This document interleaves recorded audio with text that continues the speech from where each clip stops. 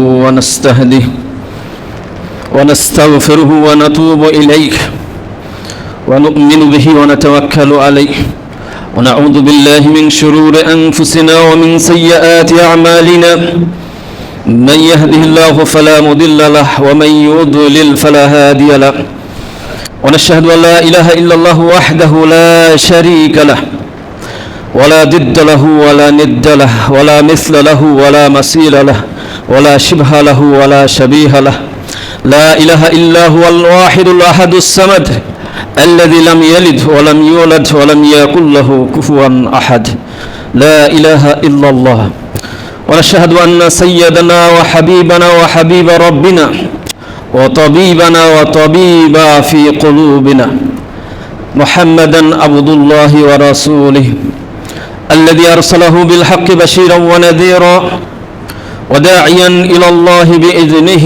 وسراجا منيرا فقد قال الله تعالى في كلامه المجيد والفرقانه الحميد أعوذ بالله من الشيطان الرجيم بسم الله الرحمن الرحيم إن الله وملائكته يصلون على النبي يا أيها الذين آمنوا صلوا عليه وسلموا تسليما وقال تعالى في كلامه المجيد وفي فرقانه الحميد أعوذ بالله من الشيطان الرجيم بسم الله الرحمن الرحيم والذين إذا فعلوا فاحشة أو ظلموا أنفسهم ذكروا الله فاستغفروا لذنوبهم ومن يغفر الذنوب إلا الله ولم يصروا على ما فعلوا وهم يعلمون আল্লাহ পাকের দরবারে লাখো কোটি শুকরিয়া আদায় করি যে মহান আল্লাহ সুবহানাহু ওয়া তাআলা আবারও আমাদেরকে বেঁচে রেখেছেন, সুস্থ রেখেছেন, ভালো রেখেছেন।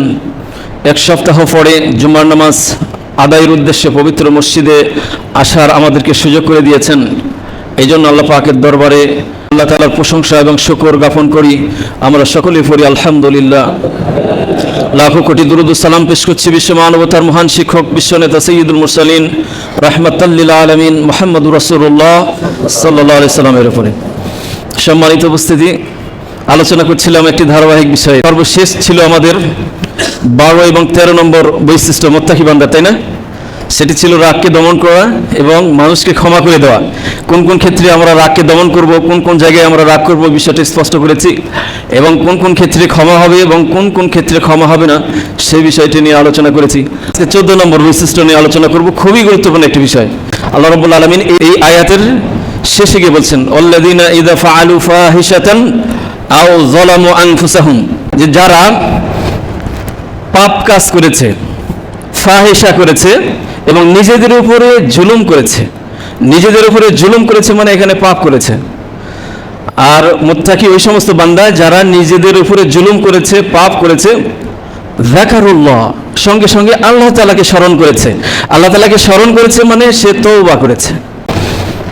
তো এই তওবার এই বিষয়টা নিয়ে আলোচনা করব ইনশাআল্লাহ। পৃথিবীতে এমন কোন মানুষ আছে যে মানুষের পাপ নেই? প্রত্যেকেরই পাপ আছে, কম বেশি সবারই আছে, তাই না? আমরা নিজেরাও পাপী, আমাদের পিতামাতা পাপী, আমাদের দাদা ঊর্ধ্ব পুরুষ যত আছে সবাই পাপী, তাই না? আমরা পাপ করেই থাকি, কিন্তু আল্লাহ তাআলা আমাদেরকে তওবার একটা রাস্তা খুলে দিয়েছে, যার কারণে আমাদের মাঝে শত আশার বাণী রয়েছে যে আমরা হয়তোবা পরকালীন জগতে মুক্তি লাভ করব এই তওবার মাধ্যমে। আর আল্লাহ তাআলা তওবার দরজাটা আমাদের জন্য উন্মুক্ত করে দিয়েছে।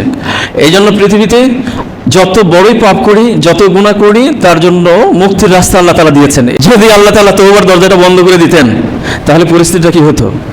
আর যদি আমাদের জন্য জান্নাত এবং জাহান্নাম থাকতো কিন্তু তওবার দরজাটা বন্ধ থাকতো, তাহলে পরিস্থিতিটা আমাদের কি হতো? ইস্তেগফার, আমরা ইস্তেগফার পড়ি না? আস্তাগফিরুল্লাহ আস্তাগফিরুল্লাহ আমরা পড়ি না? ইস্তেগফার আর তওবার মধ্যে পার্থক্য কি? এই বিষয়টা জানি আমরা? ইস্তেগফার আর তওবার মধ্যে কি কোনো পার্থক্য আছে? কিছু পার্থক্য আছে, তাই না? ইস্তেগফার শব্দের অর্থ হচ্ছে আল্লাহ তাআলার কাছে ক্ষমা প্রার্থনা চাওয়া, আর তওবার শব্দের অর্থ হচ্ছে ফিরে আসা। আর রুজুউ মিন মাসিআতিল্লাহ ইলা তাআতিহি, মানে আল্লাহ তাআলার অবাধ্য থেকে আল্লাহ তাআলার আনুগত্যের দিকে ধাবিত হওয়া, এটাকে বলা হয় তওবা। তওবা শব্দের অর্থ হচ্ছে প্রত্যাবর্তন করা, ফিরে আসা। তাহলে তওবার অর্থ ফিরে আসা, আর ইস্তেগফারের অর্থ হচ্ছে আল্লাহ তাআলার কাছে ক্ষমা প্রার্থনা চাওয়া। তওবা আর ইস্তেগফারের মধ্যে তাহলে কি কোনো পার্থক্য আছে? পার্থক্য আছে, সামান্য কিছু পার্থক্য আছে। তবে কোরআন এবং হাদিসে যেখানে শুধুমাত্র ইস্তেগফারের কথা এসেছে, তাহলে ধরে নিতে হবে সেখানে তওবা এবং ইস্তেগফার দুইটাই একটার মধ্যে সীমাবদ্ধ।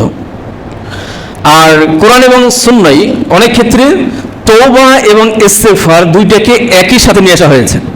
আগে ইস্তেগফার এসেছে কোনো জায়গায়, তারপরে তওবার কথা এসেছে, আবার কোনো জায়গায় তওবার কথা আগে এসেছে, কোনো জায়গায় ইস্তেগফার আগে এসেছে। যদি বিষয়টা এরকম হয়, দুইটি একসাথে আসে, তাহলে আমাদেরকে ধরে নিতে হবে যে তওবা এবং ইস্তেগফার ভিন্ন অর্থ রয়েছে। তো তওবার একটা অংশ হচ্ছে ইস্তেগফার, মনে রাখেন এই বিষয়টা, মনে রাখেন। তওবার একটা অংশ হচ্ছে ইস্তেগফার, এটাকে জুজ বলা হয়, আংশিক। তাহলে তওবা কোন কোন ক্ষেত্রে আর ইস্তেগফার কোন কোন ক্ষেত্রে আমরা ব্যবহার করব? দীর্ঘমেয়াদী যে সমস্ত পাপ রয়েছে, গুনাহ রয়েছে, সেই ক্ষেত্রে তওবা করতে হয়।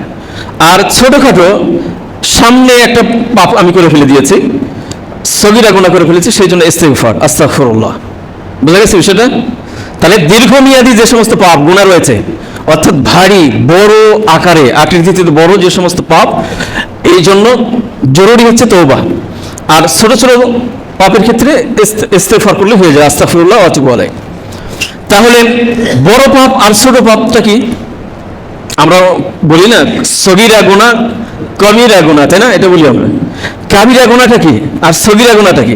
কাবিরা গুনাহ আমরা জানি, অনেকেই জানি, যে গুনার ব্যাপারে আল্লাহ তাআলা ধমক দিয়েছে, জাহান্নামের কথা বলা হয়েছে যে এই কাজটা করো না, করলে জাহান্নাম, ঠিক আছে? এটা কবিরা গুনাহ। এছাড়া আমরা হাদিস থেকে জানি যে সমস্ত পাপের জন্য আল্লাহ তাআলা জাহান্নাম রিজার্ভ করে রেখে দিয়েছেন, সেগুলো হচ্ছে কবিরা গুনাহ। যেমন আল্লাহ তাআলার সাথে শিরক করা, তাই না? পিতামাতার অবাধ্য হওয়া, মানুষ হত্যা করা, মানুষের গীবত করা, মানুষের ধন সম্পদ নষ্ট করা, যুদ্ধের ময়দান থেকে পলায়ন করা, সতী সাধবী নারীর বিরুদ্ধে অপবাদ দেওয়া, মিথ্যার অপবাদ দেওয়া, কোনো সৎ মানুষের বিরুদ্ধে অপবাদ দেওয়া, এগুলো হচ্ছে কবিরা গুনাহ, তাই না? তাহলে সগীরা গুনাহ কি? আমি যদি জিজ্ঞেস করি সগীরা গুনাহ কি, একজনে বলতে পারবেন না। সগীরা গুনাহটা কি? আসলে আমরা দোয়া করি সর্বক্ষেত্রে, আল্লাহ তুমি আমার গুনাহ মাফ করে দাও। ওই যে বলা হয়েছে না, মান কামা লাইলান গুফিরা লাহু মা তাকাদ্দামা মিন যামবিহি, যদি তোমরা রমজান মাসে দাঁড়িয়ে যাও, সালাত আদায় করো, তাহলে পূর্বের গুনাহ মাফ করে দেওয়া হবে। আমরা জানি এগুলো, তাই না? তারপরে আশুরা রোজা রাখলে 1 বছরের গুনাহ মাফ করে দেওয়া হয়, তাই না? আরাফার দিনে রোজা রাখলে অতীতে 1 বছর পরে 1 বছরের গুনাহ মাফ করে দেওয়া হয়। এগুলো সব সগীরা গুনাহ। তাহলে আসলে সগীরা গুনাহগুলো কি আসলে, তাই না? এই বিষয়টা আমাদের কাছে স্পষ্ট না। সগীরা গুনাহ কি কি? সগীরা গুনাহ মানে ছোট গুনাহ, যে সমস্ত গুনাহ অজান্তে অনেক ক্ষেত্রে হয়ে যায়। উদাহরণস্বরূপ যেমন ধরুন, নামাজে আমরা যখন দাঁড়ানোর ক্ষেত্রে দেখা যায় যে নামাজের মধ্যে আমরা অনেক সময় দাঁড়িয়ে নিয়ে খেলাধুলা করি, তাই না? একটু গাটা চুলকায়, তাই না? এদিক ওদিক একটু তাকায়, পাশে আরেকজনকে দুষ্টামি করে একটা খোঁচা মারি নামাজের মধ্যে, হয় না? এগুলো হচ্ছে সগীরা গুনাহ। সগীরা গুনাহ যদি বেশি পরিমাণে হয়ে যায়, তাহলে কবিরা গুনাহর দরজায় পৌঁছে যায়। বুঝা গেছে? তারপরে যেমন ধরেন নারীর দিকে তাকানো নিষেধ, তাই না? নারীর দিকে তাকানো, এটা সগীরা গুনাহ না কবিরা গুনাহ? সগীরা গুনাহ। এই ধরনের গুনাহ যেটাকে সগীরা গুনাহ বলা হয় থাকে। তারপরে কিনা বেচা আপনি করছেন, কিনা বেচা করার সময় আপনি দাম করছেন, দেখা যাচ্ছে যে ওখানে এসে আরেকজনে ওই সময় দাম দর করলো, এটা সগীরা গুনাহ। অর্থাৎ একজনে কমপ্লিট করেনি দাম দর করে, কিন্তু এর উপরে আরেকজনে দাম করতেছে, এগুলো কি? সগীরা গুনাহ। তো এইভাবে করে যে সমস্ত গুনাহগুলো আছে, ছোট গুনাহ, যার জন্য পরকালীন জগতে কোনো পাপের বা পরকালীন জগতে কোনো শাস্তির কথা উল্লেখ নেই, এগুলো হচ্ছে সগীরা গুনাহ। বুঝা গেছে বিষয়টা? আচ্ছা, যাই হোক, আমরা বলছিলাম তওবার কথা। আল্লাহ তাআলা চাচ্ছেন যে তওবা করতে, বান্দা তওবা করুক। তাহলে এই তওবাটা হচ্ছে বড় ধরনের যে সমস্ত গুনাহ, সেই জন্য তওবা করতে হয়, আর ছোট গুনার জন্য ইস্তেগফার, তাই না? আচ্ছা, তাহলে এই তওবার আবার শর্ত আছে। আপনি বড় গুনাহ করেছেন, বড় ধরনের অপরাধ করেছেন, আপনি বলছেন আস্তাগফিরুল্লাহ ওয়া আতুবু ইলাইহি, হয়ে গেল? তওবা হয়ে গেল না? এর জন্য কিছু কাজ আছে। তওবাটা এটা কালের সাথে সম্পর্কযুক্ত। আপনি আল্লাহ তাআলার কাছে ক্ষমা প্রার্থনা চাইলেন, কিন্তু আপনাকে ফিরে আসতে হবে না? আপনি ফিরে আসেন নাই, কিন্তু আপনি তওবা বলছেন আস্তাগফিরুল্লাহ ওয়া আতুবু ইলাইহি, মুখে বলি আপনি বলে যাচ্ছেন, একের পর এক বলে যাচ্ছেন, শত সহস্র নিযুত কোটিবার আপনি আস্তাগফিরুল্লাহ ওয়া আতুবু ইলাইহি বলে যাচ্ছেন, ক্ষমা হবে? হবে না, কারণ তওবাটা হচ্ছে কালের সাথে সম্পর্কযুক্ত। এখানে 3টা কালের মধ্যে রয়েছে। অর্থাৎ আপনি আল্লাহর কাছে তওবা করছেন, মানে আল্লাহর কাছে ইস্তেগফার করছেন, আল্লাহ তুমি আমাকে মাফ করো, কিন্তু আপনি ওই গুনাহটা বন্ধ করেন নাই, অতীতে করেছেন, অতীতের সাথে সম্পর্কযুক্ত আছে, বর্তমানেও করতেছেন, এটা বর্তমান কালের সাথে, ফিউচারের সাথে জড়িত আছে। তো এগুলো কালের সাথে জড়িত তওবাটা।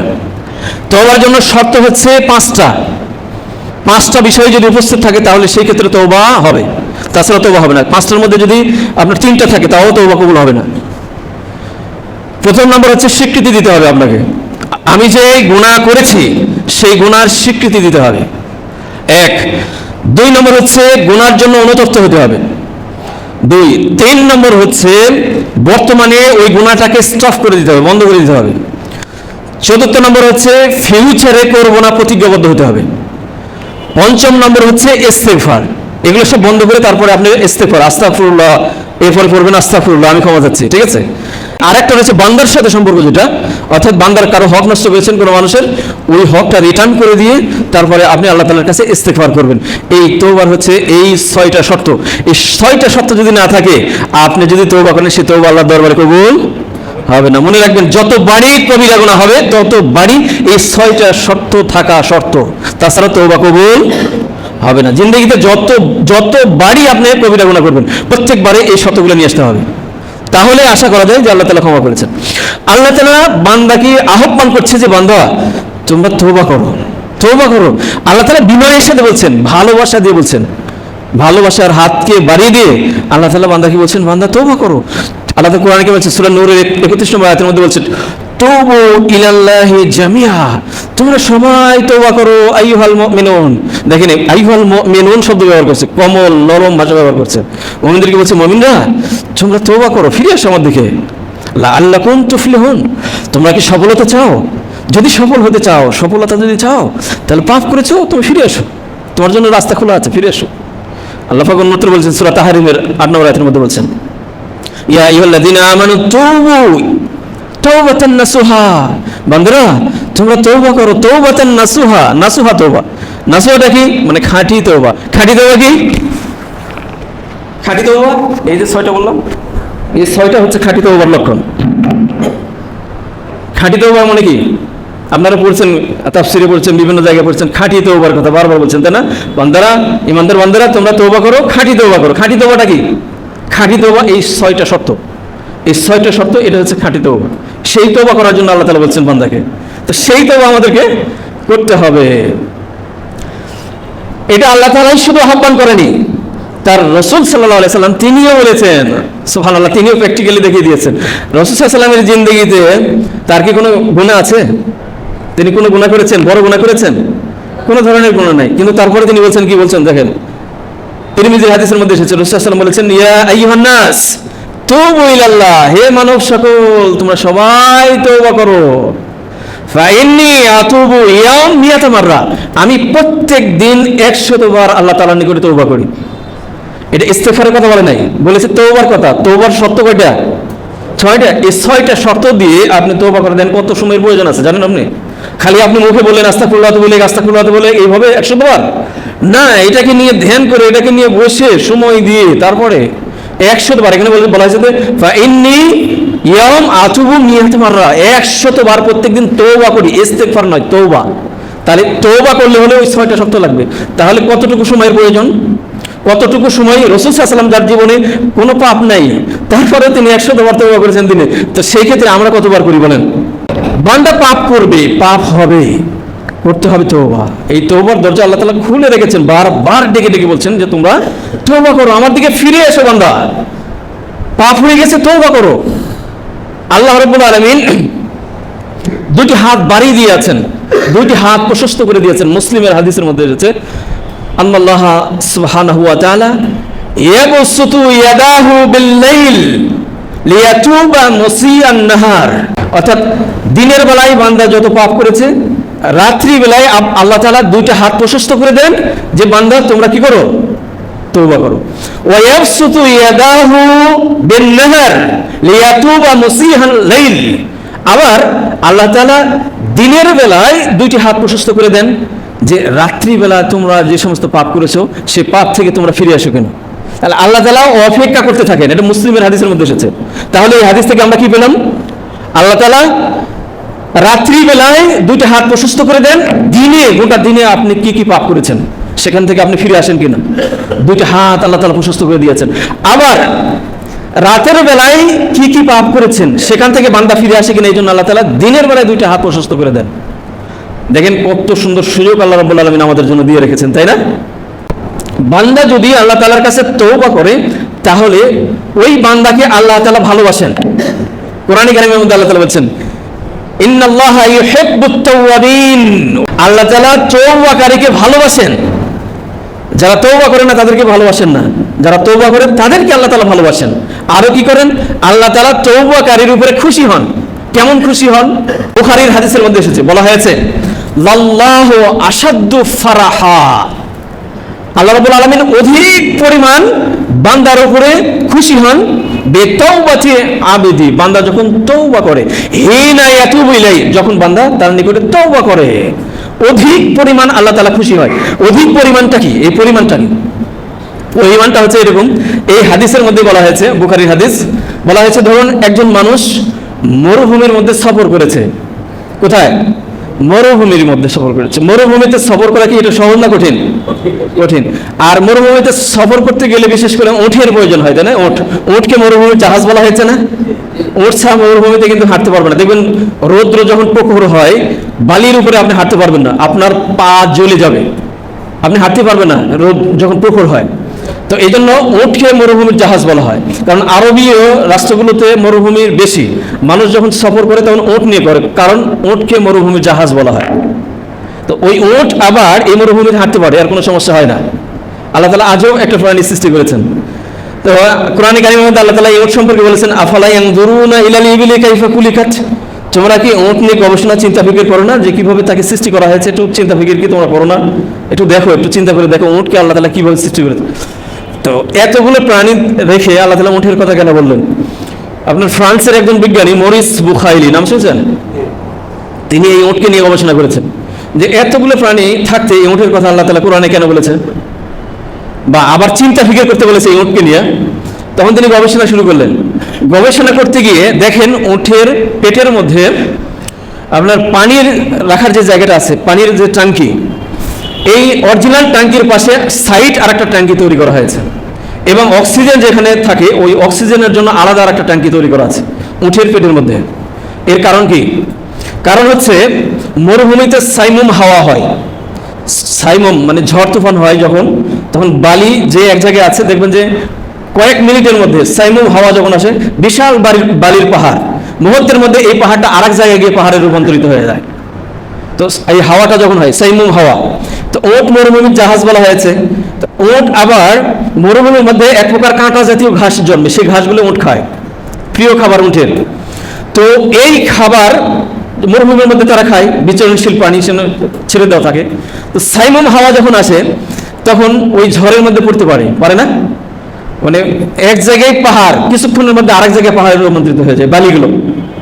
তো যখন এই সাইমুম হাওয়ার মধ্যে পড়বে, পাহাড়ের নিচে পড়বে, ওই যে ভিতরে যে ট্যাঙ্কি, ওই ট্যাঙ্কির মধ্যে ওই যখন সাইমুম হাওয়া হবে তখন তিনি বুঝতে পারেন, আবহাওয়াতে তিনি বুঝতে পারেন, ওঠে বুঝতে পারেন, তখন সঙ্গে সঙ্গে দৌড় দিয়ে গিয়ে ওই ট্যাঙ্কিতে পানিগুলো জমা করে রাখে, আবার অতিরিক্ত অক্সিজেন সে গ্রহণ করে নেয়। এইভাবে করে যে পরিমাণ পানি ওই ট্যাঙ্কিতে জমা রাখতে পারবে তা হচ্ছে 1 মাস জীবিত থাকতে পারবে, যদিও বালির নিচে সে পড়ে থাকে। এটি হচ্ছে উট। তো এই উটকে নিয়ে যখন হাদিসের মধ্যে এসেছে, যখন একজন ব্যক্তি সফর করলো, এই সফরে মরুভূমির মাঝপথে গিয়ে বিশ্রামের প্রয়োজন হলো। তো একটা মরুভূমির মধ্যে একটা গাছ দেখতে পেলেন, ওই গাছের সাথে উটটা বেঁধে রেখে তিনি ঘুমিয়ে গেলেন। একজন ব্যক্তির দৃষ্টান্ত দেওয়া হয়েছে হাদিসের মধ্যে এইভাবে, উটটা বেঁধে রেখে তিনি ঘুমিয়ে গেলেন একটু বিশ্রাম নেওয়ার জন্য। তো ঘুম থেকে উঠে দেখেন যে ওই উট আর নাই, উঠের উপরে রয়েছে তার পানি, তার খাদ্য, তার সব পাথর যা আছে, সফরে লং সফরে যা যা প্রয়োজন সব সেখানে আছে উটের পিঠের উপরে। তিনি ঘুমাচ্ছেন, উঠে দেখে উট নাই। পরিস্থিতিটা কি হবে বলেন? মৃত্যু ছাড়ার কোনো রাস্তা আছে? লং জার্নি, মাঝপথে চলে গিয়েছে, এখন সেখান থেকে আর ফিরে আসার কোনো সুযোগ নেই। তিনি ওই ব্যক্তিটি ক্যালকুলেট করে দেখলেন যে সামনে যাওয়ার উপায় নেই, পিছনে যাওয়ার উপায় নেই, এখন মৃত্যু ছাড়া আর কোনো রাস্তা নেই, তিনি মৃত্যু হয়ে যাবে সেখানে, এই মনে করে তিনি আবার বিশ্রামে গেলেন। বিশ্রামে গিয়ে কিছুক্ষণ পরে ঘুম থেকে উঠে দেখে উটটা আবার ফিরে এসেছে। এই ব্যক্তি কেমন খুশি হবে বলেন দেখি? খুশি হবে কি হবে না? মানে খুশির কোনো সীমা থাকবে? আর যে কিছুক্ষণ আগেই তিনি ভেবেছেন কি তার মৃত্যু, এখন উটটা ফিরে এসে এখন তিনি ভাবছেন জীবনটা ফিরে পেল, তাই না? এই ব্যক্তিটি যে পরিমাণ খুশি হলো, এই খুশির ঠেলায় এই ব্যক্তিটি বললো কি, হাদিসের মধ্যে এসেছে যে আখসা মিন শিদ্দাতিল ফরহা, অতিরিক্ত অধিক পরিমাণ খুশির ঠেলায় এই ব্যক্তিটি বলল, আল্লাহুম্মা ইন্নাকা আবদি ওয়া আনা রাব্বুক। এরা থেকে বুঝছেন, খুশির ঠেলায় বলেছে আল্লাহ তুমি আমার বান্দা আর আমি তোমার প্রভু। অতিরিক্ত খুশিতে যখন মানুষ দেখবেন যে আবাল তোমার বাকে, ঠিক না? এই ব্যক্তিটির অবস্থা হয়েছে তাই। তাহলে বলা উচিত ছিল কি যে আল্লাহ আমি তোমার বান্দা, তোমার শুকরিয়া আদায় করছি, তুমি আমার রব, আল্লাহ তুমি আমার যদি রব না হইতে কে আজকের এই বিপদ থেকে আমাকে উদ্ধার করতো, এটা বলার উদ্দেশ্য ছিল। কিন্তু তিনি খুশি ঠেলে উল্টাটা বলে দিয়েছেন যে আল্লাহ তুমি আমার বান্দা, আমি তোমার রব। তো এই ব্যক্তিটি যে পরিমাণে খুশি হয়েছে উটটা ফিরে পেয়ে, আল্লাহ রাব্বুল আলামিন বলেছেন লাল্লাহু আশাদ্দু ফারহা, আল্লাহ তাআলা এই ব্যক্তির চাইতেও শত সহস্র কোটি গুণ বেশি খুশি হন বান্দা পাপ করার পরে যদি তওবা করে। এটা মুসলিমের হাদিস, বুখারীতে এসেছে হাদিসটা। তাহলে পাপ হয়ে গেলে আমাদেরকে কি করতে হবে? তওবা করতে হবে, আল্লাহ তাআলার কাছে আমাদেরকে ফিরে আসতে হবে। কারণ হচ্ছে প্রত্যেক বান্দাই বলছিলাম পাপী, তাই না? হাদিসের মধ্যে এসেছে, বলা হয়েছে কুল্লু ইবনে আদম খাত্তাউন, প্রত্যেক আদম সন্তানই পাপী, ওয়া খায়রুল খাত্তাইন আত-তাওয়াবুন, সর্বোত্তম পাপী হচ্ছে ওই ব্যক্তি যে ব্যক্তি তওবা করে। উত্তম পাপী বলা হয়েছে যে কি করে? তওবা করে। তাহলে তওবা করতে হলে কি কি লাগবে মনে আছে? ওই 6টা শর্ত মাথায় রাখেন, 6টা ভুলে গেলে কিন্তু হবে না, 6টা লাগবেই। তাহলে বান্দা পাপ করবে, আল্লাহ তাআলার কাছে ফিরে আসবে। আদম আলাইহিস সালাম তিনি ভুল করেছিলেন, তাই না? জান্নাতের মধ্যে ভুল করেছিলেন না? আদম আলাইহিস সালাম জান্নাতের মধ্যে ভুল করেছিল। আল্লাহ তাআলা বলেছেন লা তাকরাবা হাযিহিশ শাজার, আদম এই গাছের কাছে যেও না। কিন্তু ওই যে শয়তানের ওয়াসওয়াসায় পড়ে বিভিন্নভাবে ফুসলাতে, একদিন দুই দিন বারবার ফুসলাতে তাকে মন্দ কাজের দিকে নিয়ে যাবে, এটা ছিল শয়তানের টার্গেট। তো এইভাবে করে আমাদের পিছনে শয়তান আছে, টার্গেট নিয়ে কিন্তু কাজ করছে। তো আদম আলাইহিস সালাম ধোঁকায় পড়ে গেল, ওটা খেলো, তাদের সাথে সাথে আল্লাহ তাআলা কি করলো? তার পোশাকটা খুলে দিল। আল্লাহ তাআলা তার উপরে নাশকরি হলেন। সাথে সাথেই আদম আলাইহিস সালাম কিন্তু বুঝতে পেরেছে যে ভুলটা করে ফেলেছি। তখন কি পড়লেন? ক্বালা, তারা দুইজনে বলো, তারা দুইজনকে আদম ও হাওয়া আলাইহিস সালাম। আদম আলাইহিস সালামকে আল্লাহ মাটি দিয়ে সৃষ্টি করেছেন, তাই না? হাওয়াকে কি দিয়ে সৃষ্টি করেছেন? বলেন দেখি, হাওয়াকে কি দিয়ে সৃষ্টি করেছেন? পাঁজর থেকে, তাই না? মাটি থেকে না, না অরিজিনাল মাটি থেকে শুধুমাত্র আদমকে সৃষ্টি করেছেন আল্লাহ তাআলা, অরিজিনাল মাটি দিয়ে। আর এই মাটিকে প্রসেস করতে গিয়ে আগুন, পানি, বায়ু, বাতাস এগুলোর প্রয়োজন হয়েছে। এগুলো দিয়ে আল্লাহ তাআলা আদম আলাইহিস সালামকে সৃষ্টি করেছেন। দেখেন এখানে বলা আছে তার পাঁজর থেকেই তার হাওয়াকে সৃষ্টি করেছেন, তাই না? এই জন্য এখান থেকে দেখেন, এখান থেকে একটা বিষয় আছে, সেটা হচ্ছে এই জন্য নারীরা হবে পুরুষের তাবে। এটা মনে রাখেন, নারীরা হবে কিসের? পুরুষের তাবে, অনুগামী। কিন্তু নারীরা যদি চায় যে আমি পুরুষের লিডার হবো, তাহলে কি হবে?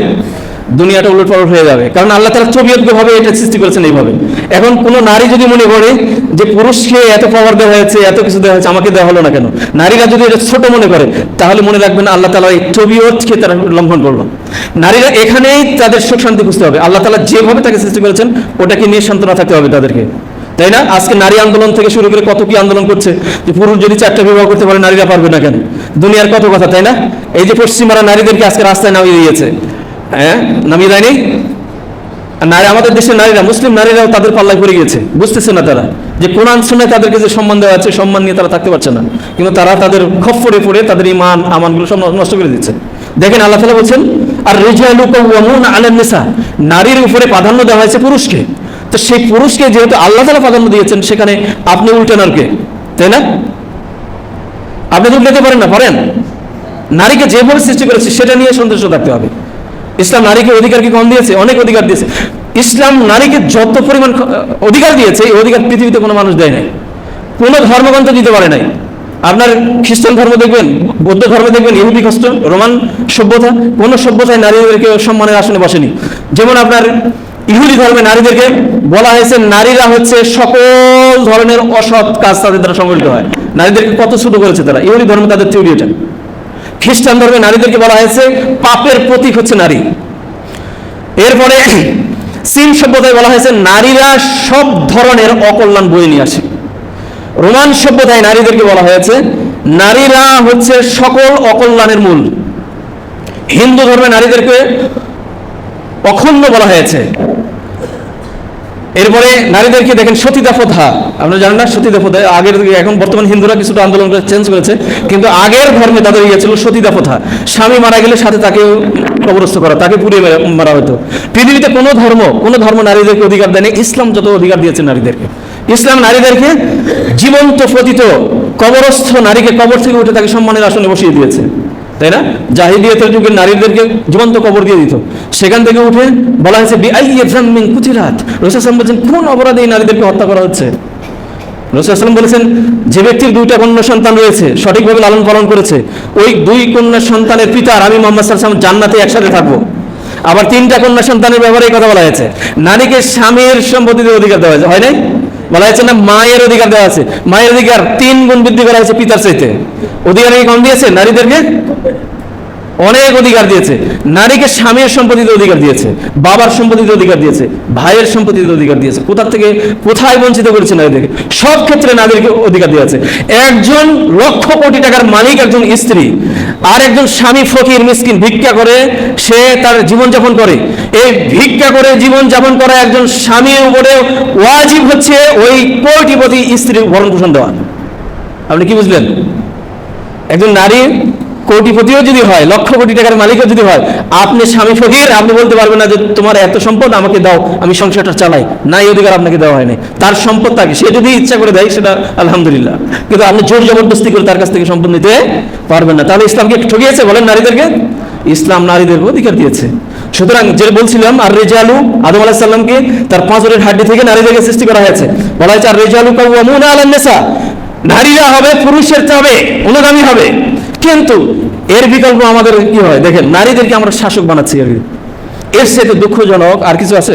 হাদিসের মধ্যে বলা হয়েছে এই জীবন নিয়ে বেঁচে থাকার সাথে মৃত্যু অনেক ভালো। আবু হুরায়রা থেকে হাদিসটা বর্ণনা রয়েছে, তিরমিজির হাদিসের মধ্যে বলা হয়েছে যে দেশের শাসক বর্গরা বদ চরিত্র, যাই দেশের শাসক হবে বদ, যে দেশের ধনী ব্যক্তিরা হবে কৃপণ, যে দেশের মানুষরা নারীদেরকে শাসক বানাবে, ওই সমস্ত মানুষকে বেঁচে থাকার চাইতে মরে যাওয়া অনেক ভালো। এটা তিরমিজির হাদিসের মধ্যে, হাদিস সহিহ। বুখারীর হাদিসের মধ্যে বলা হয়েছে লা ইউফলিহু কাউমুন, ওই জাতি কখনোই সফলকাম হবে না। পারস্যের রাজা যখন মারা যায়, তখন কিসরার মেয়ে অর্থাৎ পারস্যের রাজার মেয়েকে ক্ষমতায় বসানো হলো, রাষ্ট্রপ্রদান করা হলো। এই সংবাদটা রাসূল সাল্লাল্লাহু আলাইহি ওয়াসাল্লামের কাছে যখন আসলো, রাসূল সাল্লাল্লাহু আলাইহি ওয়াসাল্লাম শুনে বলছেন লা ইউফলিহু কাউমুন, এই জাতি কখনোই সফলকাম হতে পারবে না। ওয়াল্লাহু আমরাহুম ইমরাআতান, যে জাতি নারীদেরকে শাসনের ক্ষমতার দায়িত্ব দিয়েছে, ওই জাতি কি হতে পারবে না? সফলকাম হতে পারবে না। আরেকটা হাদিস, এই হাদিসটা বুখারী, মুসলিম, তিরমিজি, আবু দাউদ, নাসাই প্রত্যেকটা হাদিস গ্রন্থের মধ্যে আপনি পাবেন যে নারীদেরকে যারা ক্ষমতায় বসায়, ওই জাতি কোনো দিনের জন্য সফলতার দ্বার প্রান্তে পৌঁছতে পারবে না। ওই জাতির উপরে লানত বর্ষিত হবে। আল্লাহ তাআলা আমাদের কাছ থেকে জগদ্দলে এই পাথরটাকে সরিয়ে দিয়েছেন। আল্লাহ তাআলা ভবিষ্যতে যাতে এই নারী জাতিকে ক্ষমতায় নিয়ে না আসেন, এই চেষ্টা সবেন আমাদের থাকতে হবে। আমাদের ছাত্র সমাজ যে কাজটা করেছে, আমাদের বুকের উপর থেকে জগদ্দল পাথরটাকে সরিয়ে দিয়েছে। এই নারী জাতি যখন ক্ষমতায় এসেছে, আমি অসম্মানের জন্য বলছি না নারীদেরকে সম্মান ইসলাম কম দিয়েছে, অনেক সম্মান দিয়েছে। ওই সম্মান নিয়ে নারীদেরকে থাকতে হবে। কিন্তু নারীরা ক্ষমতায় বসবে, এটা ইসলাম সাপোর্ট করে না। যদি ইসলাম সাপোর্ট করতো, রাসূল সাল্লাল্লাহু আলাইহি ওয়াসাল্লাম অতীতের যুগের নবী রাসূলদের ইতিহাস আপনি গবেষণা করে দেখেন তো, রাসূল সাল্লাল্লাহু আলাইহি সাল্লামের কতগুলো স্ত্রী ছিল? একটা স্ত্রী রাজনীতির ময়দানে এসেছে? আপনি কি পাবেন ইতিহাস খুঁজে? যদি এর মধ্যে যদি কোনো ধরনের কল্যাণ থাকতো, তাহলে তার কোন একটা স্ত্রীকে ক্ষমতা বসাই দিতে পারতেন না? এলাকার মেম্বার বানা দিতে পারতেন না? ছোট্টখাট্ট একটা দায়িত্ব দিতে পারতেন তো, কিন্তু দেন নাই কেন? তার মানে এর মধ্যে কোনো সফলতা নেই। যে কথাটা বলছিলাম যে আদম আলাইহিস সালামকে সৃষ্টি করা হয়েছে, এই আদম আলাইহিস সালাম জান্নাত থেকে বহিষ্কার হলো, তো আল্লাহ তাআলা দুনিয়াতে পাঠালেন। সঙ্গে সঙ্গে আদম আলাইহিস সালাম দেখেন ভুল বুঝতে পেরেছে, তিনি যে ভুল কাজটা করেছেন, সঙ্গে সঙ্গে ক্বালা, তারা দুইজনে বলল, আদম এবং হাওয়া দুইজনে, রব্বানা যালামনা আনফুসানা ওয়া ইল্লাম তাগফির লানা ওয়া তারহামনা লানাকুনান্না মিনাল খাসিরিন। আল্লাহ, আমি আমার নফসের উপরে জুলুম করেছি, আমি নিজের উপরে জুলুম করেছি। আল্লাহ, তুমি যদি আমাকে ক্ষমা না করো, তাহলে কে আমাকে ক্ষমা করতে পারে? কে করে ক্ষমা করতে পারবে? সাথে সাথে তিনি কি করেছেন? তওবা করেছেন, আল্লাহ তাআলার কাছে ক্ষমা চেয়েছেন। কিন্তু এই যে ক্ষমাটা একটা ঢিলেই করেছেন। আল্লাহ তাআলা দুনিয়াতে পাঠিয়ে দিয়েছেন, তার কাছ থেকে একটা পরীক্ষা নিয়েছেন, দুনিয়াতে বসবাস করছে, কিন্তু আল্লাহ তাআলা তার তওবা কি করেছেন? কবুল করেছেন। মূসা আলাইহিস সালাম তিনিও ভুল কাজ করেছেন, তিনি রাস্তা দিয়ে যাচ্ছিলেন, ফেরাউনের গোত্রের লোক আর বনি ইসরায়েলের গোত্রের লোক দুজনে মারামারি করতেছে, কথা কাটাকাটি করতেছে। তিনি সেখানে গেলেন, তো একজনে বনি ইসরায়েলের গোত্রের লোক, অর্থাৎ যে লোকটা মুসা আলাইহিস সালামের বংশের, আর একটা ফেরাউনের গোত্রে, তো মুসা আলাইহিস সালামের বংশের যে লোকটা তার কাছে দাবি জানাইলো তাকে একটু হেল্প করার জন্য, সাহায্য সহায়তা করার জন্য। তো তিনি সেখানে গেলেন, যে একটা নসিহা করতে লাগলেন, কিন্তু ওই ফেরাউনের গোত্রের টেরা লোক বেকা, একটু কথা শুনছে না, তো তিনি রাগ উঠে গেছে, একটা ঘুষি মেরে দিয়েছে। একটা ঘুষিতে সে দুনিয়া থেকে একেবারে স্পট ডেট, সেখানে মারা গেছে। তো তিনি সাথে সাথে বলছেন, রব্বি জনন্তু নাফসি, আল্লাহ আমি আমার নিজের উপরে জুলুম করেছি, ফাগফিরলি, সুতরাং আমাকে ক্ষমা করো। গাফারা লাহু, মুসা আলাইহিস সালামকে ক্ষমা করে দেওয়া হয়েছে, আল্লাহ তাআলা ক্ষমা করে দিয়েছে। কারণ এটা কিন্তু মারার জন্য তিনি মারেন নাই, তাই না? তিনি শিক্ষা দেওয়ার জন্য তাকে মেরেছিলেন, কিন্তু সে মারা গেছে সেখানে। তো আল্লাহ তাআলার কাছে তিনি ক্ষমা চেয়েছেন, আল্লাহ তাআলা তাকে ক্ষমাও করে দিয়েছে, কিন্তু রাষ্ট্রীয় আইনে তাকে ক্ষমা করেনি। ফেরাউন, এই যে ঘটনাটা ঘটলো, এটা অবশ্য কেউ জানে না। তো পরের দিনে আবার মুসা আলাইহিস সালাম রাস্তা দিয়ে যাচ্ছে, দেখে ওই ব্যক্তিকে যাকে একটু হেল্প করলো তিনি, ওই ব্যক্তি আরেকটা ব্যক্তির সাথে গন্ডগোল করতেছে। পরের দিনে ওই রাস্তাতে আবার সে আরেকটা লোকের সাথে বেয়াদবি করতেছে আর কি। ঠিক আছে, মুসা আলাইহিস সালাম আবার ওই রাস্তা দিয়ে যাচ্ছে, তিনি দূরে দূরে যাচ্ছিলেন, অথচ মূলত ওখানে যাচ্ছিলেন না, তিনি রাস্তা দিয়ে দূরে দূরে যাচ্ছিলেন। তো ওই লোকটা তাকে দেখে দূরের থেকে সে ভয় পেয়ে গেছে, যে না জানি আমাকে বোধহয় গতকাল একজনের মারছে, আমাকে আজকে মারবে। তো তিনি যখন যাচ্ছিলেন তখন চিৎকার দিয়ে বলছে যে, মুসা গতকালকে তুমি একজনকে মেরেছো, আজকে ওকে তুমি আমাকে মারার জন্য তাড়া করেছো, বলে সে দৌড়তেছে আর কি। তো এই কথাটা যখন আওয়াজ দিয়ে বলেছে, তখন এই কথাটা ছড়িয়ে গেল, মানুষ শুনতে পেয়েছে। তো সাথে সাথে ফেরাউনের রাজদরবারে খবরটা পৌঁছে গেছে যে মুসা আমার গোত্রের লোককে মারছে, মুসা ষড়যন্ত্র করেছে, সে আমার গোত্রের লোককে মারেছে, সুতরাং মুসার মৃত্যুদণ্ড, তাকে মেরে ফেলা হবে। তো ওই যেই পরিষদে ফেরাউন বলেছে মুসাকে মারা হবে, তো সেখানে মুসা আলাইহিস সালামের বন্ধুবর্গ ছিল না, একসাথে থাকে তো বন্ধুত্ব তৈরি হবে, তাই না? একজন ব্যক্তি কথাটা শুনেছে, তিনি দৌড়াতে মুসা আলাইহিস সালামকে এসে বলছে, মুসা তুমি তাড়াতাড়ি ভাগো, আইন পাশ হয়েছে সংসদে, তোমাকে হত্যা করা হবে, মৃত্যুদণ্ড। মুসা আলাইহিস সালাম শোনার সাথে সাথে তিনি দৌড় দিলেন, সেই মিশর থেকে তিনি দৌড়াতে লাগলেন। দৌড়াতে তিনি 3 দিন 3 রাত দৌড়াইছেন, 3 দিন 3 রাত। এরপরে তিনি সেখান থেকে বর্তমানে জর্ডান, যেটাকে বলা হয় জর্ডান, তিনি সেখানে পাড়ি জমালেন, সেখানে গেলেন। সেখানে 10 বছর থাকার পরে আবার যখন দেশে আসার জন্য চেষ্টা করলেন, আল্লাহ তাআলা বলেন ইযহাব ইলা ফিরাউন, যে ফেরাউনের ভয়ে তিনি দেশ ত্যাগ করেছেন, ওই চিন্তাধারার ভিতরে আছে, আল্লাহ তাআলা তাকে বলছে ওই ফেরাউনের কাছে তুমি যাও। কথাটা অন্য দিকে আমি যাচ্ছি না, তবে তুমি কি করেছিলেন, তিনি ভুল করেছিলেন, তারপরে তিনি আল্লাহ তাআলার কাছে তওবা করেছেন, আল্লাহ মাফ করেন নাই, আল্লাহ তাআলা মাফ করে দিয়েছেন, সুবহানাল্লাহ। এই জন্য একজন মুত্তাকি বান্দা কখনো নিরাশ হবে না, নিরাশ হতে আল্লাহ তাআলা নিষেধ করেছেন। যখন পাপে আপনার শরীরটা, গোটা জীবনটা একবারে জরাজীর্ণ হয়ে গেছে, তারপরে নিরাশ হওয়া যাবে না, কি করতে হবে? তওবা করতে হবে। আল্লাহ তাআলা বলেন, কুল ইয়া ইবাদিয়াল্লাযীনা আসরাফু আলা আনফুসিহিম লা তাকনাতু মির রাহমাতিল্লাহ, হে বান্দারা তোমরা যারা নিজেদের উপরে জুলুম করেছো মানে পাপ করে তোমার জীবনটা শেষ করে ফেলে দিয়েছো, লা তাকনাতু মির রাহমাতিল্লাহ, তোমরা আমার রহমত থেকে নিরাশ হয়ে যেও না। সুবহানাল্লাহ, কত বড় কথা আপনি চিন্তা করেছেন? আমার রহমত থেকে কি হয়ে যায় না, নিরাশ হয় না। কি করতে হবে এই ক্ষেত্রে? সবর এখতিয়ার করতে হবে, সবর, ধৈর্য ধারণ করতে হবে, আল্লাহ তাআলার কাছে ক্ষমা চাইতে হবে, যেটা ভুল ভ্রান্তি যেটা হয়েছে এর জন্য সবর করতে হবে। সবর 3 প্রকারের হয়ে থাকে, আল্লাহ তাআলার আদেশের সবর, আল্লাহ তাআলার নিষেধের সবর, আর একটা সবর হচ্ছে বিপদ আপদ বালা মুসিবতের সবর। তা আল্লাহ তাআলার আদেশের সবর করতে হবে আপনাকে, নিষেধেও আল্লাহ এখানে সবর আছে, ধৈর্য ধারণ করতে হবে। আর এই ধৈর্যশীলদের জন্য আল্লাহ তাআলা বলছেন ওয়াবাশশিরিস সাবিরিন, ধৈর্যশীলদের জন্য আল্লাহ তাআলার পক্ষ থেকে সুসংবাদ কি? আল্লাযিনা ইযা আসাবাতুহুম মুসিবাতুন, যখন কোনো বিপদ বালা মুসিবত এসে যায়, তখন মুত্তাকি বান্দা বলে ক্বালু ইন্না লিল্লাহি ওয়া ইন্না ইলাইহি রাজিউন। যখনই এই মুত্তাকি বান্দার উপরে বিপদ বালা মুসিবত এসে যায়, সঙ্গে সঙ্গে কি বলে? ইন্না লিল্লাহি ওয়া ইন্না ইলাইহি রাজিউন। আমরা শুধু এটা কেউ মারা গেলে পড়ি, তাই না? এটা সর্বক্ষেত্রে আপনারা পড়বেন, বিপদে পড়েছেন পড়বেন ইন্না লিল্লাহি ওয়া ইন্না ইলাইহি রাজিউন। একজন অমুসলিম মারা গেছে, পড়া যাবে না এটা? যাবে?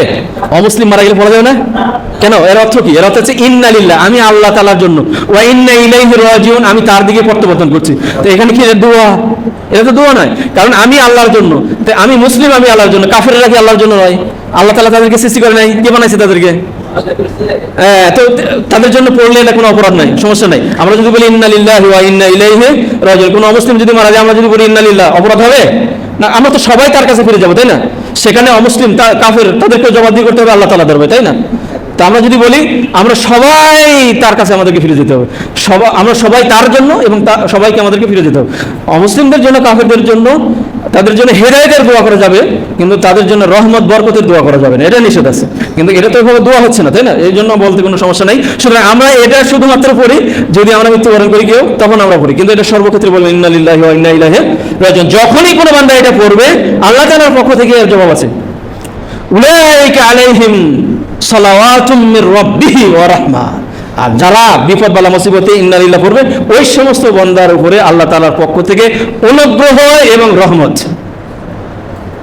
তো যত প্রকারের বিপদ আসুক, বালা মুসিবত আসুক, আমাদেরকে আল্লাহ তাআলার দরবারে ধৈর্য ধারণ করতে হবে, সবর এখতিয়ার করতে হবে। সবর এখতিয়ার করে আমাদেরকে খাঁটি তওবা আমাদেরকে করতে হবে। আজকে কথা এই পর্যন্ত শেষ করি।